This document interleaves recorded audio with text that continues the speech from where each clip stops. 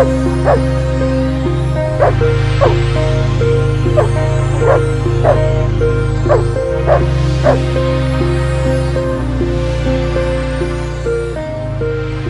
and welcome back to another video.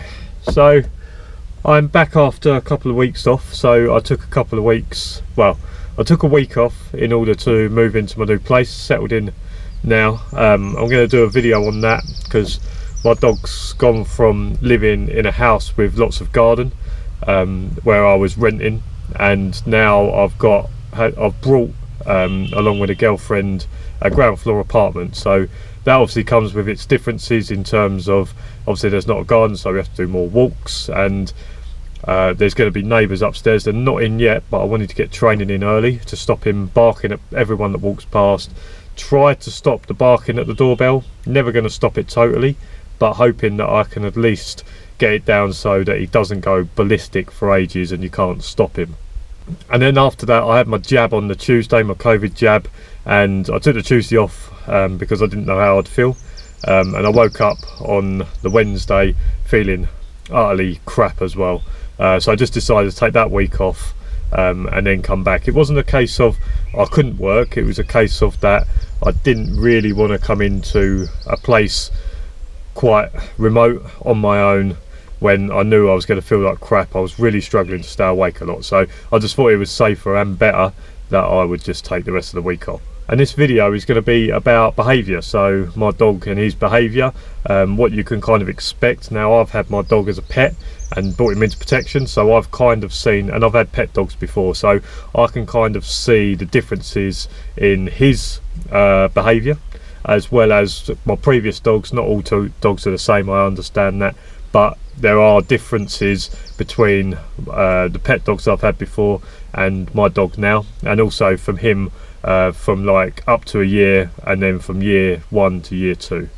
And my question for this video is a true or false, and I'll give the answer at the end. So is it true or false that you need to have a documentation to have more than one dog on board? Let me know in the comments below, is that true or false? Do you need to have a documentation to show the police to have more than one dog on board at one time? So it's currently the hottest day of the year. It's been about 30 degrees today. We worked last night, so we've slept through most of like the proper heat, and now, as is England, we are now waiting for the biblical thunderstorms and torrential rain that's going to be coming tonight. They're talking about 30 mil of rain in an hour, which is going to be pretty much chaos. So we just got out then and just done a little bit of bit of play, bit of a patrol, just to get him out, because when that 30 mil comes out, we're not going to get out and play. We're only going to get out to do patrols, or if something happens, we're not going to get out for the fun of it, because there's no point in me getting wet, there's no point in him getting wet. So just got out there just to do a little bit, and as long as it stays dry, I'll try and get him out as much as I can. I think the weather warning's from 6 PM tonight all the way on, this is Wednesday, and it doesn't end until Saturday night. So over the next 3 days we're bound to get hammered on, and like I say, we'll get out and do patrols and that, but we're not going to get out in that kind of weather just for fun. So behaviour, the differences in behaviour. Now obviously my dog as a puppy, he was a pet, so as you would imagine it was quite playful. We went through the normal stuff of the biting. He was pretty good, he didn't destroy stuff. He would bite the girlfriend, he would bite me, just to, as puppies do, you know, and you kind of get it out of them, say no, don't do that, and giving them toys that they can bite when they're trying to bite you. But we was quite lucky that he didn't actually destroy anything, and he was a happy-go-lucky pup. We had him, we was working from home, so he's been around us ever since day one. We've obviously gone on a few holidays, but it's very rare that he gets left a whole day on his own indoors, so that probably helped a little bit, and the kind of relationship we've had has been pretty good. Also with the girlfriend as well, their relationship's really good now. She was panicking at the start about the biting, etc., but now she understands that that's just part of the puppy. And although when I went to my first training session, I said to my trainer the other day, although when we went to our first training session, my trainer said, don't think he's got it in him to do this kind of work, it was kind of the reason that I wanted to do it with him is that I thought that he had something. Now obviously I was just a civilian at the time, and I noticed that he was reasonably good at the biting stuff, the play stuff. He enjoyed that kind of stuff. I did kind of notice that from a young age he did have the not protective but more of the warning signs. So when people come to the door, he was very abrupt. When people come to him, he never used to back down. He had some confidence. Now obviously from his training as a puppy of stuff saying no, you can't do that, don't do that to people, they lose that little bit of confidence. So then when someone comes in, they'll back off. And you'll see that with a lot of pet dogs. People with German Shepherds, they'll say, yes, I've got this dog for protection. Now basically what you've done with your training for him to be a pet is that when someone comes to the door, you say, right, go back. Right, back you go. So what the dog actually realizes is that when someone comes to that door and they come in, we're meant to back off and let them in. So that's why I've always said that in this, just because you have a German Shepherd, a Doberman, a Rottweiler, it doesn't mean that they're going to guard you from intruders. You take that bit of confidence off of them to confront someone that comes through that door. And then of course in this training, now what I've had to do is I've had to turn that on its head, that my dog is now confident that when someone comes into our property or someone approaches us, he's confident to stand there and say, no, you're not getting past me. So that's where the sort of the confidence come in, and it's that kind of behaviour is that what you're looking for in this job. It's not the fact that this dog will hurtle across a field and go and attack someone. What you're looking for in a behaviour in this is that your dog has the confidence to stand there, and no matter if someone's coming swinging something at them, whatever it is they're doing, confronting them, that dog will just stand there and say, and what are you going to do? How are you going to get past me without me biting you? So that's the kind of behaviour that you're looking for. You're not looking for a dog that just wants to kill and rip everyone's head off. You're looking for a behaviour in which the dog is just confident to stand there and say, I don't care what you do, you're not going to hurt me, I'm going to hurt you more, and you're definitely not getting to my handler.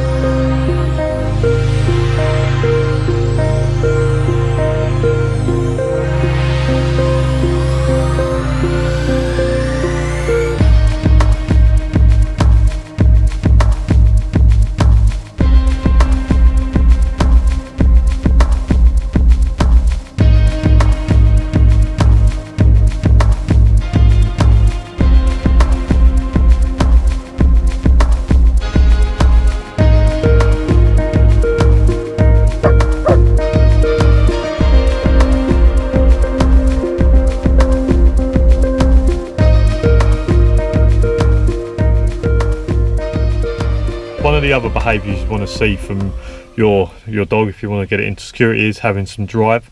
Now drive is the dog's will to want to work, want to do stuff. I've probably said this in other videos, and I feel like this is part of the handler, because in order to create drive you have to, it just starts with things like rags and just like flipping it around and making the dog want to chase it, grab it.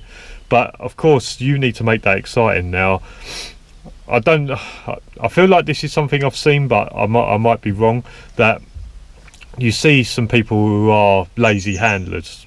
I'm not saying everyone's lazy, but I'm saying I see people that I would say look like lazy handlers, and when their dogs come out, their dogs look lazy, and it's kind of like, I'll do it if I have to. A lot of the handlers that I've seen at training, I must admit, their dogs come out with good drive, the handlers are very good. So I'm not saying this is people that I've seen at training, I'm saying that this is some of the other handlers I've seen, but when the dogs get out, they don't look like they've got a lot of drive, and kind of the handlers don't look like they've got a lot of drive as well. So like I say, just creating drive is getting rags at the start when they're puppies and just whipping it around a bit like you would with a cat, you know, like the cats with the long sticks with the little dangly things on the end, and you just flip it around the cats trying to get it. kind of similar to that with a rag or something with the puppy. Then they grab onto it, and then they have you don't tug obviously with puppies because of their teeth, you don't want to ruin it, but they have a little grab and then you let them win it, and they feel like that's the game. I've said this before, that a lot of this stuff is a game. Now let's take bite work. So the bite work to them is a game, is that in training you do confrontation, and the game is that can you keep him from getting to me, and then bugs everywhere. And then the game is if they get too close, the game is that can you latch on to the sleeve in order to make them go away. So I'm not saying that bite work is a game, but that's how the dogs see it. The dogs see everything as a game, and the game is can you stop that person from getting to me. And then when it comes to article search, the game is can you find this and let me know, so that in order to get your ball. With patrols, the game is can you find that person that's out there. We know you can smell him, but can you actually find him? And as with everything, I've said this when I first started, that stuff that happens through the working life will affect the dog's behaviour.